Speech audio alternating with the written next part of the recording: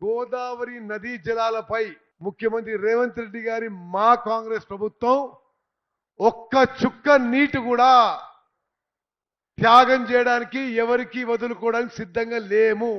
గతానికంటే ఎక్కువ కృష్ణా గోదావరి నదీ జలాలు తెలంగాణ నీటి వాటాలు నీటి హక్కులు కాపాడడానికి మరి అన్ని ఫోరమ్స్ లో రివర్ మేనేజ్మెంట్ బోర్డులో కానీ ట్రిబ్యునల్లో కానీ సుప్రీంకోర్టులో కానీ కేంద్ర ప్రభుత్వంతో కానీ ఎక్కువ పోరాటం చేస్తున్నాం.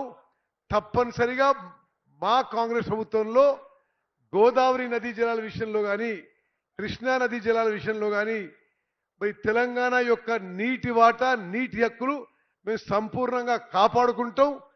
గోదావరి నది మీద అన్ని ప్రాజెక్టులు పెండింగ్లో ఉన్న ప్రాజెక్టులన్నీ కూడా పూర్తి చేస్తాం.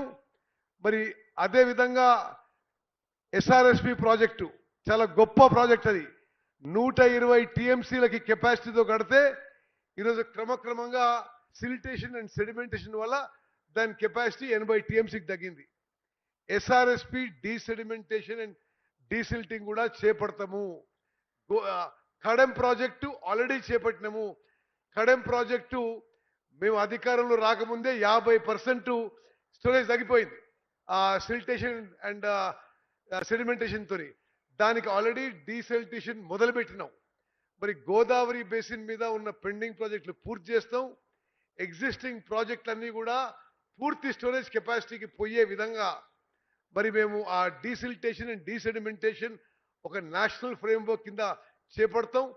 తప్పనిసరిగా ఇంకో పెద్ద విషయం మీడియా మిత్రులారా మీకు తెలియజేయాలి. గోదావరి బేసిన్ లో ఉమ్మడి వరంగల్ జిల్లాతో సహా తెలంగాణ చరిత్రలో కానీ ఉమ్మడి ఆంధ్రప్రదేశ్ చరిత్రలో కానీ ఎన్నడూ లేనంత ఎక్కువ స్థాయిలో రికార్డు స్థాయిలో ఏకరేజ్లో ఎక్కువ ఎకరాల్లో మరి వరి కానీ ఇతర పంటలు పండినయి. ఎక్కువ వరి పంట పండింది, ఎక్కువ ప్రొక్యూర్మెంట్ జరిగింది. ఇది మన కాంగ్రెస్ ప్రభుత్వంలో విషయం. దయచేసి మీ ద్వారా యావత్ తెలంగాణ ప్రజానికి తెలియజేస్తున్నాను.